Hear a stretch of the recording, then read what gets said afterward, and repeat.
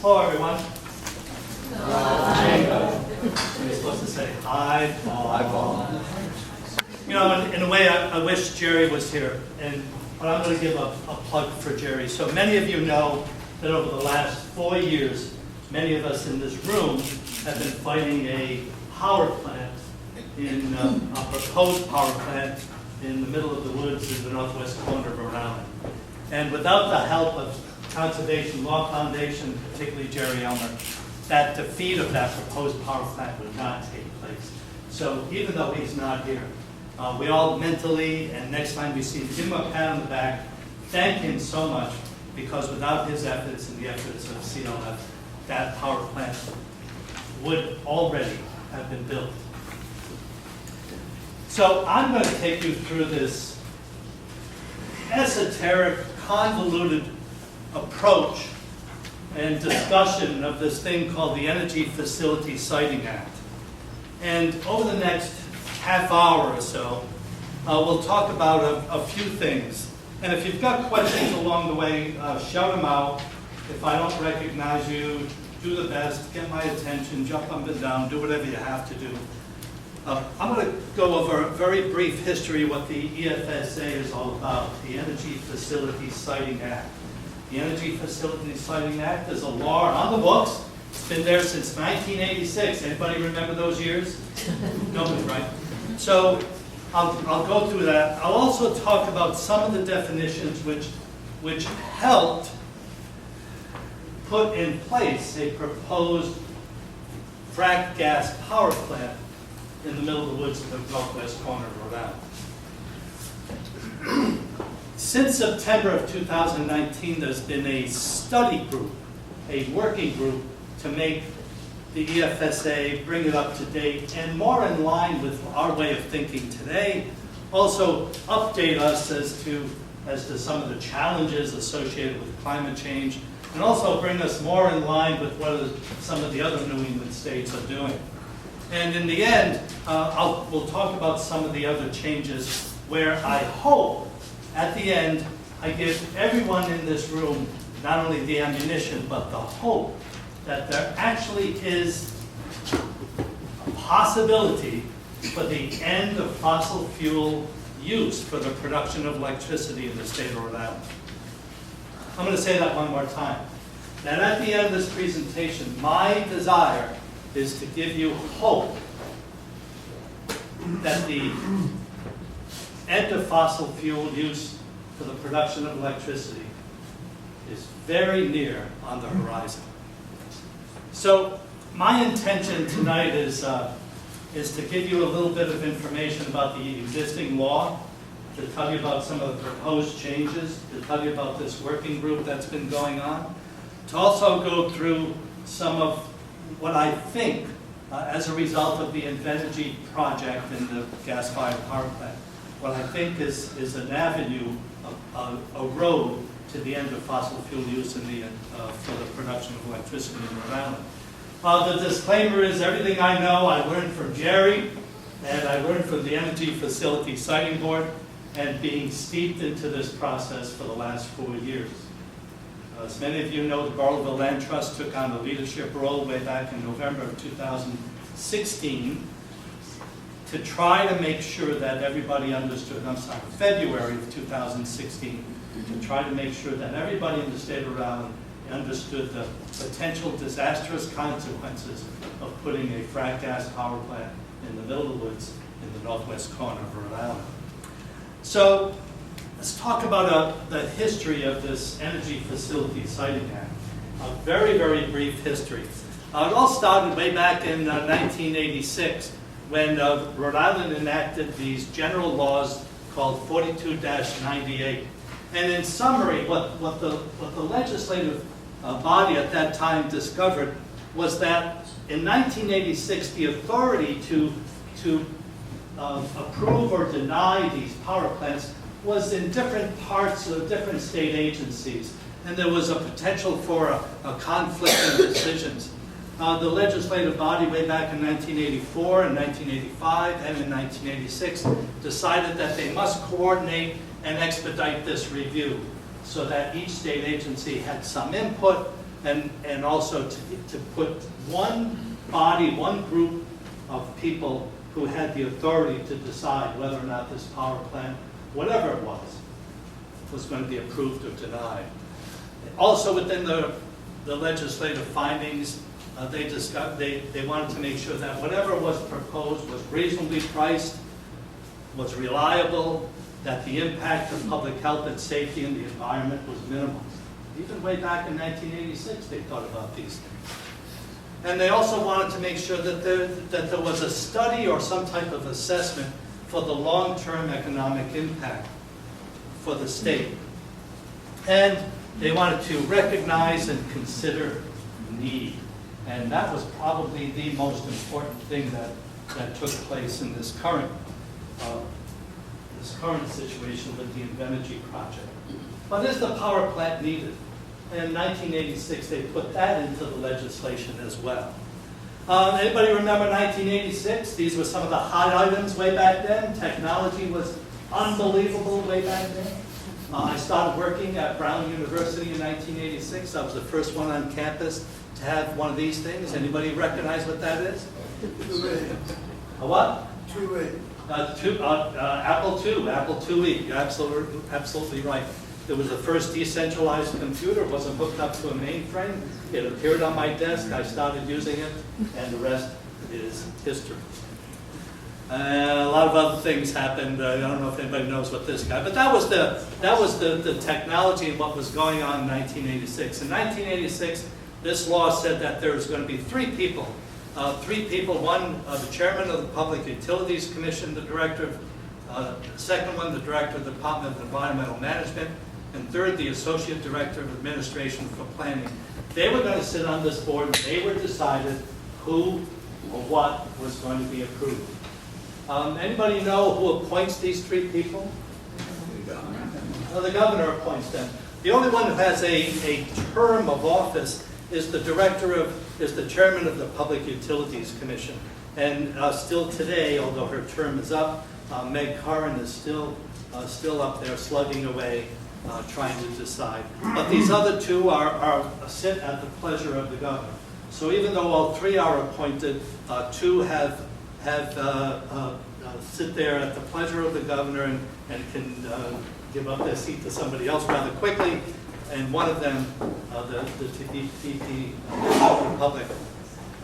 Public Utilities Commission, has a set term of office, which is 6 years. The key part of this is something called major energy facility. And for the state of Rhode Island, what they determined way back in 1986 as a major energy facility was anything over 40 megawatts or more of produced electricity. So if the production facility was producing 40 megawatts or more, it was considered a major energy facility subject to EFSD regulation. Had to go before these three people. Had to go before them. There was an adjudication process. There was a public hearing. There was very much like a courtroom setting. But if it's 40 megawatts or more, they had to go before the EFSB. And I don't think anybody in this room would argue that that's a major energy facility, major energy production facility. Would anybody argue that this is not a major energy production facility? This is the Invenergy power plant. It was producing a little over 900 megawatts of electricity. But the Energy Facilities Siting Board not only looks at things like this, but a whole bunch of other things as well. They look at things like extraction, transmission lines at a certain kilovolt, hydroelectric generators. We have a few in Rhode Island, mostly up north of here. But we do have those things. All of those, if there were new ones, all had to go before, at least in terms of the 1986 law, had to go before the Energy Facilities Siting Board.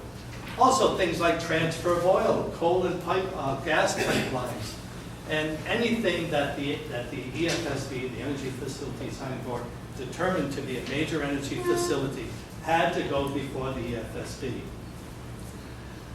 But the bulk of dockets, the bulk of the work of the Energy Facilities Siting Board is transmission lines. If you went on the the website today and you looked at some of these, what they call dockets, you'll see SB, which means sighting board. You'll see the year that it was first put in. You'll see what number it is. It could be the same, the same street. It could be just a different docket number. Most of these are transmission lines. It is very rare. It's rare for the EFSB to get a major energy facility, production facility that's 40 megawatts or more. Anybody remember what the first one was, way back in 1990 or so? It was Ocean State Power, also in Burrillville, also at the time something that was, in their case, it was using diesel fuel, number 2 diesel fuel, and getting water from the Blackstone River. So that's what the Energy Facilities Siting Board is capable of doing. Over the years, there have been lots of attempts at changing the law, mostly to update it, because we're really way behind our neighbors to the left, Connecticut, and our neighbors to the north and east in Massachusetts have more board members, a more robust transparency process. They get input from a variety of sources, and they have more members on the board. Connecticut, it can go up to 30 members. In Massachusetts, it can hover around 14 or 16 members on this board, which decides whether or not a power plant of a certain megawatt is going to be permitted and sited in those 2 states. Ours has only 3, and 2 of those are appointed, all 3 are appointed. Of all of those changes over the last 10 years or so, most of them were trying to catch up with the other New England states. Places like New Hampshire and Maine have better siting councils and siting boards, and I mean better in terms of more robust, more members, more transparency, more information than we do here in Rhode Island. Of all of those attempts over the years, many have died in committee. None made it through both chambers of the legislature, and none of them made it before in front of the governor for at the time for her signature. So it's been a really rough ride, and over these last 4 years, all of those attempts were to make changes to that energy facility siting board in Rhode Island. Since September of 2019, there have been a working group. These are the folks who are appointed. You can see a list of names here, and I hope you see at the very, very bottom. I was the last one to be invited to the board. Not quite sure why, because I think many members up there already would have been able to fulfill some of the issues and requirements and some of the challenges that I would bring to that working group, but there they are. During a typical meeting, this is the one that occurred January 10th. We had one yesterday, or was it today? I can't remember. The days are kind of just going. But we had one very soon. I think it was today, I'm sorry. We had one today. I didn't get the attendance sheet, so I can't tell you who was there officially. But you can see on the last one that we had an official attendance sheet. These are usually the people who show up, people from DEM, Department of Administration, National Grid, ecoRI, a labor union or 2 every once in a while, Jerry Elmer or somebody from CLF. And the idea is to review and change the legislation. That's the idea. The idea since September of 2019 was to get people in the room and talk about this thing so we can have some honest legislation that would get before the House of the Senate and actually get passed. Heavy lift, a really heavy lift, I think. One of the changes over these last several months, well, most of the changes that you see up here were proposed by the Burrillville Land Trust. I'm going to point you to a few of them. This is the one we proposed early on, that the FSB would no longer accept applications for the production of electricity using fossil fuels. That's a really nice one, right? Yeah. Wouldn't you like that one? I thought that was a great idea. What are the chances of that going through? Anybody? There you go. You got it. 0. Yeah. Yeah. Almost very well. However, there is a glimmer of hope. The idea was to put the Rhode Island, Resilient Rhode Island Act of 2014 would be included. That apparently has been included in the working group and successfully argued by Jerry Elmer and a few others within the group. So that appears to be going through. The idea of applicants applying with applications that are more like municipal planning documents with details and site details and some engineering studies. That seemed to be something that everybody wanted. One of the things that we're trying to get through over the next several weeks before the deadline, we'll talk about that in a second, is that this Science and Technical Advisory Committee that came out of the Resilient Rhode Island Act would be one of the agencies to review the application. That I think is very significant. And we wanted to get some of the changes proposed by the Land Trust were to get closer to other New England states, increase the board size, get a public council, get some money available for some nonprofits or some grassroots organizations like ecoRI to do some more to do some internal research, to make a presentation, put together a white paper, to get it out. Some of these changes have made their way through, and some have gotten sidelined since September.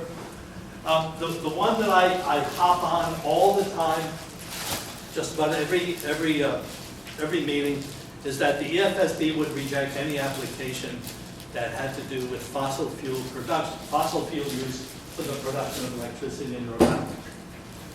And I say that because that, to me, is the key. That's it. If we can get that one in there, or some semblance of that, like the Resilient Rhode Island Act, like the mandatory reductions, like STAB, the Science and Technical Advisory Board, reviewing all these applications. If we can get something like that in there, then we have a chance of cutting out almost 18% of our greenhouse gas emissions that are caused by fossil fuel use in the production of electricity in the state of Rhode Island. Jerry Elmer said it absolutely correctly. He said, without people like you, without ecoRI, without Civic Alliance for a Cooler Rhode Island, without a host of other organizations all over Rhode Island, without you getting involved, we can't get that in there. However, there was a gift that was given not too long ago in November of last year. There was a gift by the Energy Facility Siting Board in this thing called EFSB Order 140. Does anybody remember what that was about? What was that about? That was the written denial for Invenergy to site and permit a power plant in the northwest woods of Rhode Island. It was their written order, as they're required to do by law. And all of us in the room just got a gift. Because here's what they said, and this is so important. I want you to memorize this and look at the order and stick it in the back of your head whenever anybody says, oh, we don't have any state agency ever said, no state agency ever said we have to eliminate fossil fuel use for the production of electricity. That is absolutely wrong. Here's why. In their order, they did some amazing things. They did a keyword search on words like transformation in the order. They'll point to this thing called Energy 2035. And in Energy 2035, this is a state of Rhode Island, statewide planning document, officially accepted by the state of Rhode Island. And in that document, Invenergy, which is the Chicago-based company which proposed the power plant, used Energy 2035 to bolster their argument that a gas-fired power plant is needed. The EFSB didn't buy it. They gave everybody in this room a giant gift. Here's what they said.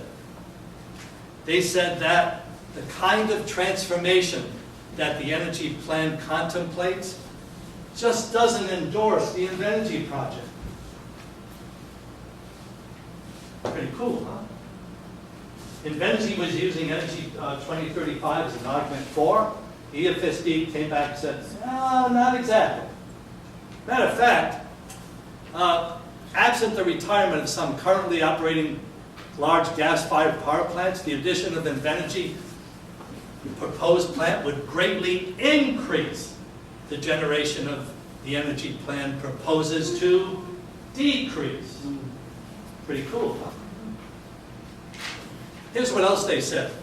That the proposed plant would be consistent.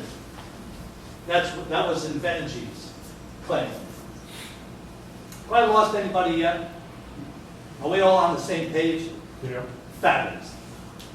If not, yell it out. I don't know what the hell you're talking about. Say something. Is it consistent with the state guide plan as the Act requires? They came back and the FSB came back and said, adding a new gas plant, even the fast start one, the most advanced thing that better than sliced bread, came back and said, sorry, there we go. There we go. Does not advance the stated goals. Pretty neat. Again, when you're talking with legislators and legislators say, no, no state engineer was saying that stuff, you tell them, absolutely not. Matter of fact, they did. And they said it over and over again in this Order 24. Matter of fact, they said it would perpetuate the status quo. That's money in the bank. That's the one thing you can use in your argument against anybody who says that fossil, the limits of the world who say it would be catastrophic, would perpetuate the status quo. And one more, and I'm almost done, by the way, so if you've got questions, we'll do this. The energy plan emphasizes the need for a balanced approach. Absolutely, setting the state on a long-term path towards energy system transformation. And what else do they say? Fossil fuel power plants do not figure prominently in that transformation.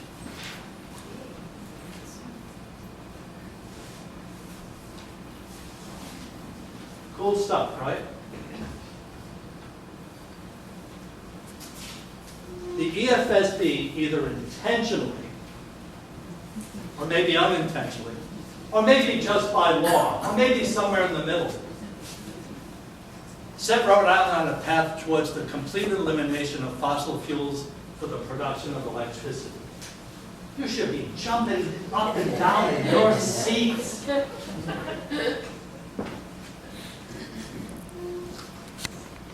They put, let me say that again, they put Rhode Island on the path for the elimination of fossil fuels for the production of electricity in the state of Rhode Island.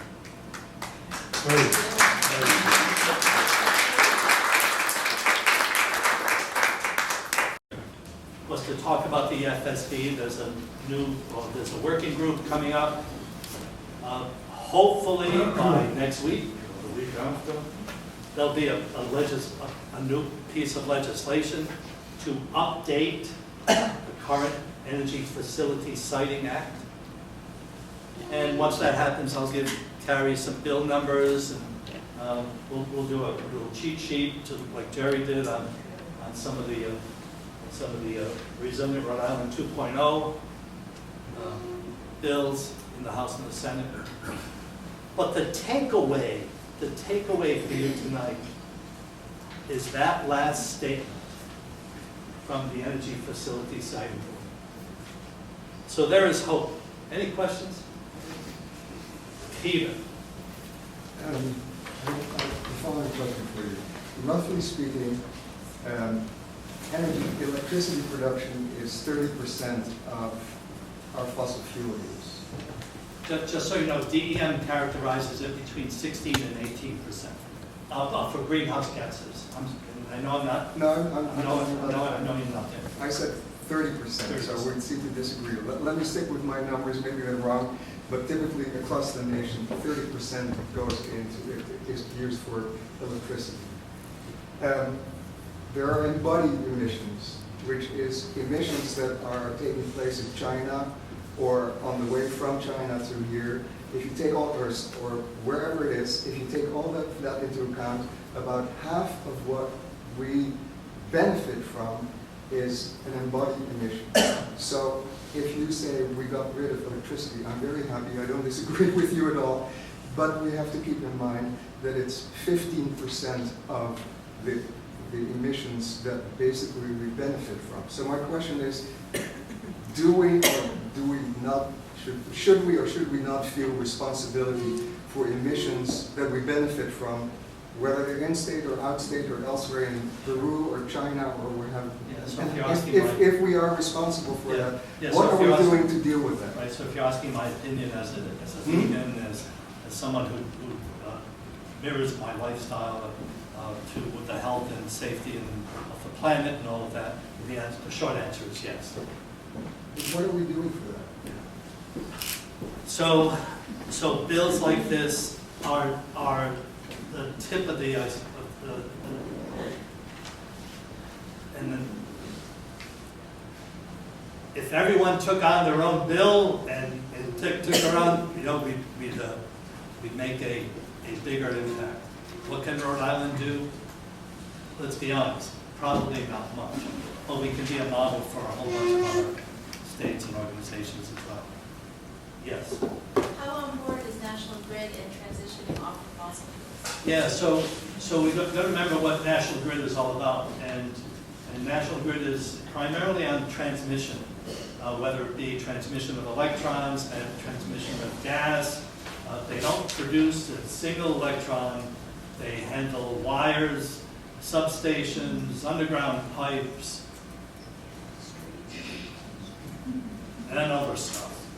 But they don't own a power plant, at least not in New England. Is that right? I think that's right. But they'll buy like gas-powered electricity, they'll buy like... Right, they buy it, but they won't produce it. So how on board are they with end of fossil fuel use for the production of electricity? I don't know. That has not come up within the deliberations of the group. We made for good or for bad, we made a clear distinction between the production side and the transmission side when it came to working out this bill, because we knew if we included National Grid in any form of the production side, that would be the end of the discussions. Steve. I have a quick question. The EFSB is going to be considering soon eliminating their oversight of temporary natural gas facilities. They're doing it for Quidnick Island right now because of the emergency there, but the National Grid has asked for that to be statewide and forever. Is there anything in this bill that might address that, like preemptively prevent that from happening? There may be inadvertently. So it's not. So one of the things we've been talking about, which drew a lot of attention, as you would imagine, is the transmission of fossil fuels. So LNG tanks, pipelines, methane leaks. How much responsibility does National Grid have? The discussion is ongoing. I can tell you that today, there was a meeting today, that today the idea of a storage tank came up, and it was not scoffed at by National Grid. So can the EFSB regulate storage tanks for some energy, something, heating, electricity, battery storage, so the fossil fuel side and the battery storage side. There's a lively discussion about that number 40. Where did 40 come from? I don't know. I don't know. I'm trying to find out, looking at the historical register through the archives of the state of Rhode Island. But you can imagine that any solar production company, solar array, wants to make sure that number is below 40, whatever they're producing for electricity. Because if it's 40 or above, they have to go before the Energy Facility Siting Board. So not to disparage anybody, but the North Smithfield 400-acre solar array was initially 45 megawatts, and they reworked the numbers, so now it's 38.4 megawatts. So now it's not going to go before the energy facility site.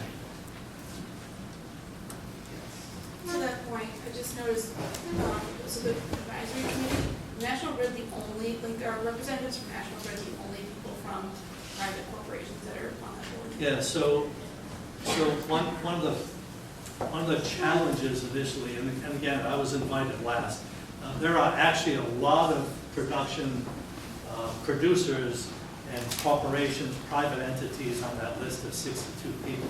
Yeah, because I don't know all those people, that's what Right. I'm asking. So who shows up are the unfortunately or fortunately, the 12 or 14 who show up. National Grid is there religiously, ecoRI, one of the labor unions, one of the construction unions is usually there. CLF is there, and then a lot of the state agencies, the Attorney General's Office, Department of Administration, OER, DEM, DOH comes, visits occasionally, and some of the other state agencies come. But as of the last 3 or 4 meetings, maybe more, 4 meetings, at the last 4 meetings, National Grid has been the only private entity there. Okay, I would just, if we can talk about it, I'd like to just learn more about who's on board. Yeah. Thank you. Yeah. That's in the study, okay, just so Yeah, we're clear. yeah. Another question? I think we should thank our speaker and Great. Thank you so much.